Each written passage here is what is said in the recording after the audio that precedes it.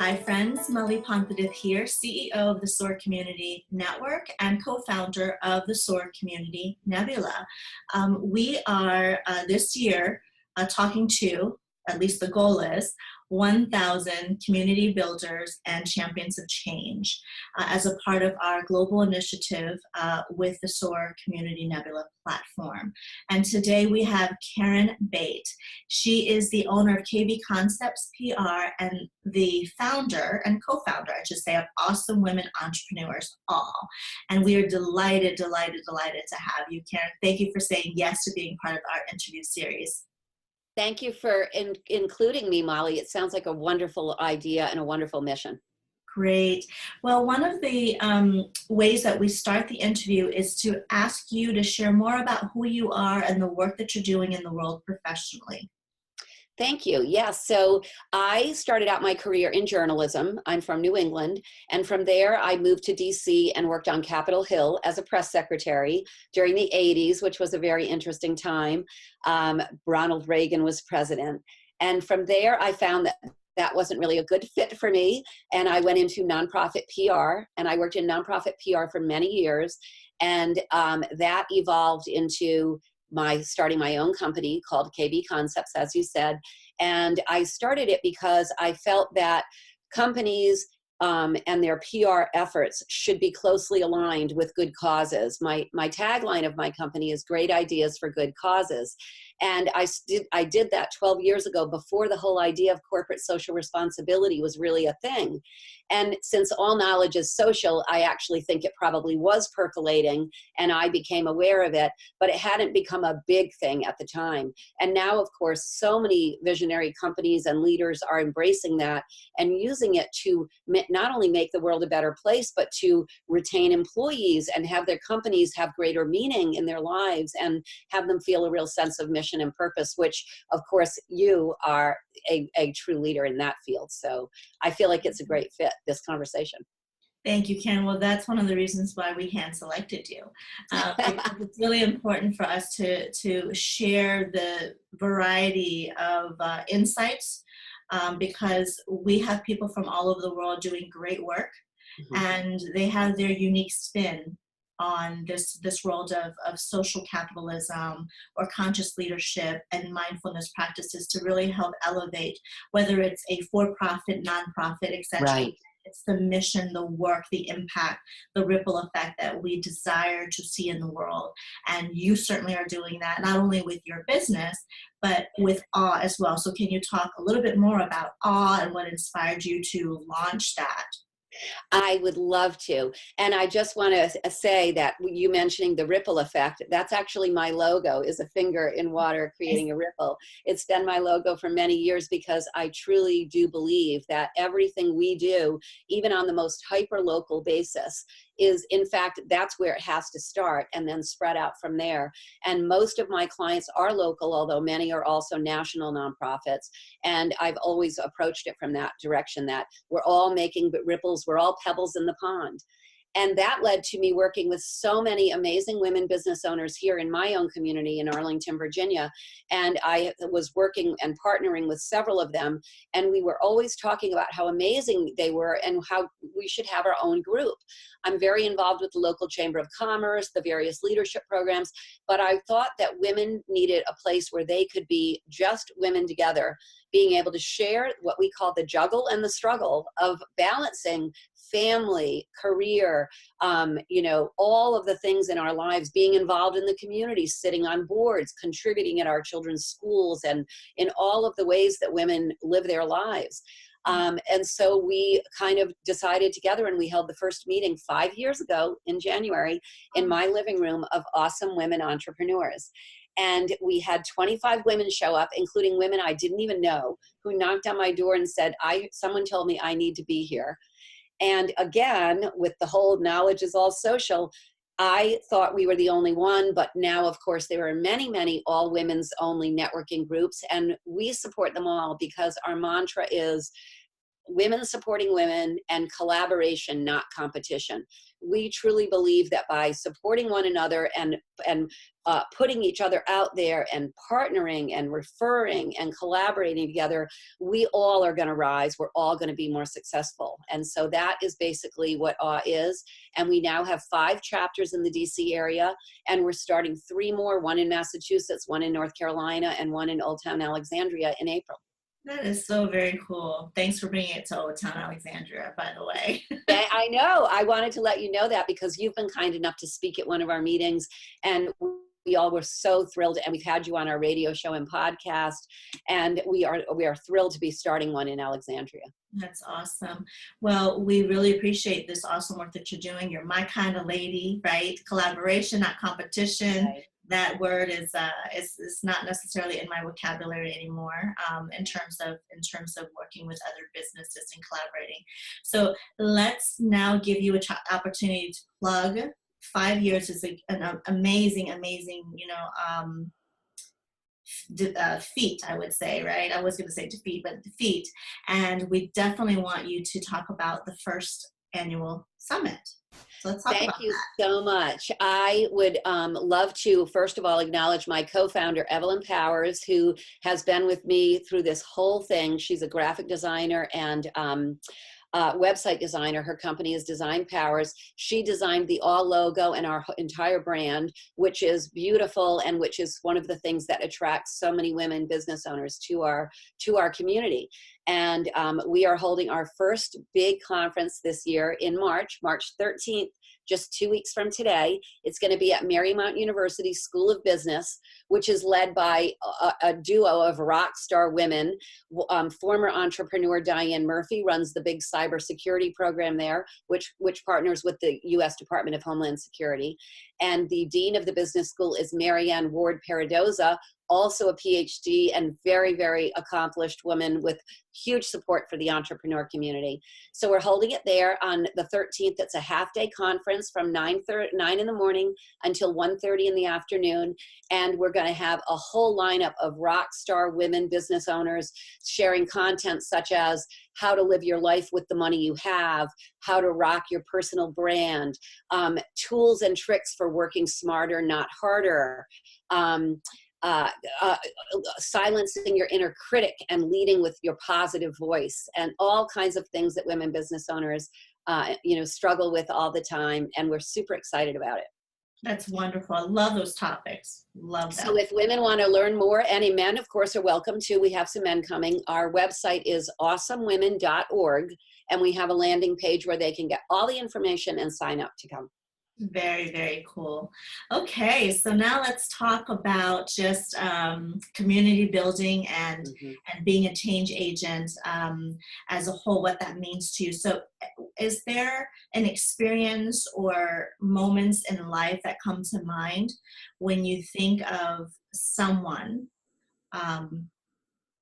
or again, an experience that really touched you and moved you profoundly to transform the way you think and live your life today? Absolutely. I can think of a couple. One is my former boss. She was my last boss, who I worked with for 8.5 years before becoming my own boss. And she truly led in such an amazingly supportive way. Everything I did was fabulous. When she gave critical feedback, she always did it in such a way that it empowered me to try harder and do better. She was the biggest supporter of women, and she encouraged me to go out and do this thing that I've now been doing for 12 years. And she was such a supporter of other women, which I just admired so much. But my number one role model my whole life, and I'll probably cry, is my mother, because she was also an entrepreneur and also president of the Women's Club and president of the Chamber of Commerce. And she just always led from the heart and always supported other women and didn't understand women who weren't like that. I don't think she ever said a single critical thing about me my entire life. She just wasn't like that. And she's just my lodestar always. That's awesome. That's awesome. I love that. I love that you shared that story. And it totally makes sense as to why you do what you do. I mean, if your role model has been doing that your entire life, of course there's going to be some mirroring and right. Right. Kudos to It's Mama. Yeah, she was an amazing person. She ran a nursing home that was so progressive and influential. She had on-site daycare before 1980 so that her nurses could nurse their babies on site and work full-time and not have it be such a stressful thing before anyone ever even dreamed of on-site daycare. She was such a visionary. That is so cool. Well, you kind of answered it with that that story about Mom and your previous boss. But when you think of a community builder, a champion for change, a change agent, what characteristics and attributes truly, resonate with you and come to mind? I really do believe that so many of the qualities that we talk about in entrepreneurship and in leadership are the things that make somebody a community builder. And they are that you're not doing it from a personal gratification perspective or where is this going to get me? Even though, of course, the irony is that it often leads to great success professionally and great satisfaction personally. But the true leaders of our world do it out of a passion to serve and to make the world a better place.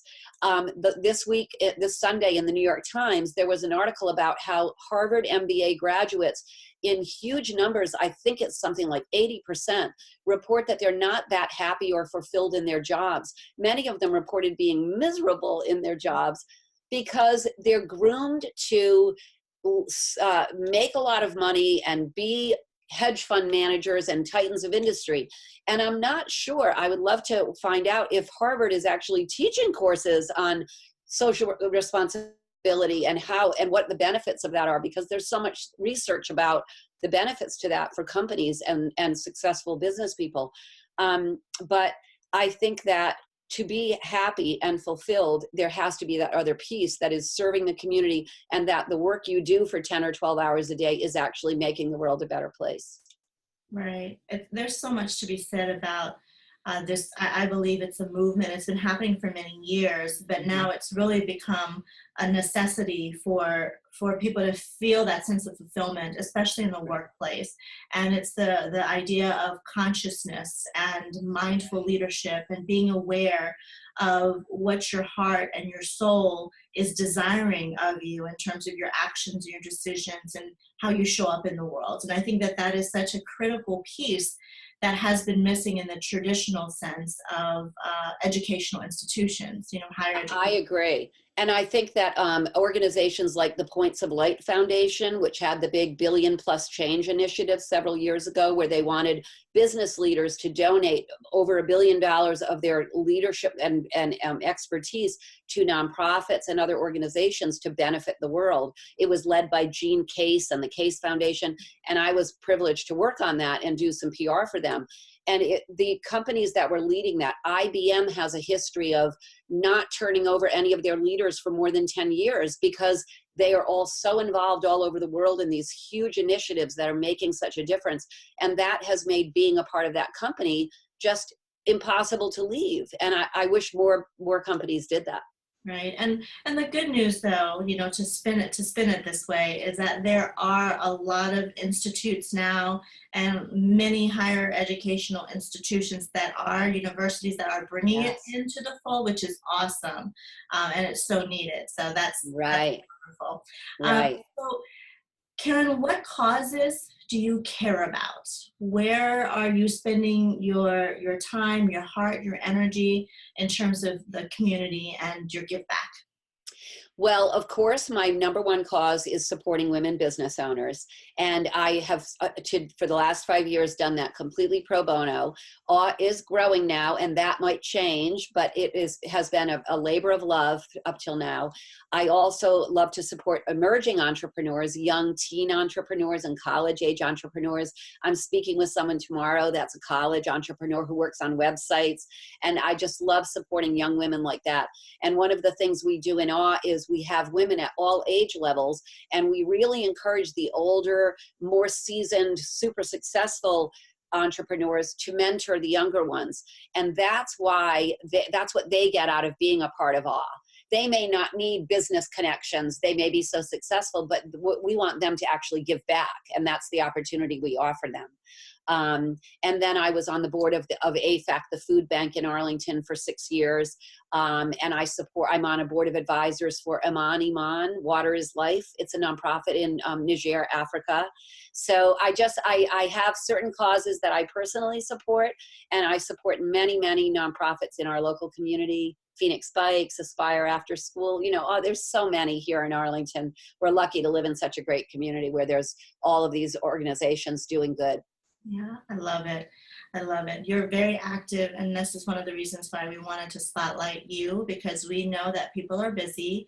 Mm-hmm. We get overloaded with so many things that we need to accomplish and take care of our families and things like that. But there are certain individuals that just stand out, and they make time for goodness. They make time for giving back, and it's just really nice to spotlight those change agents through this series. So thanks for being one of them.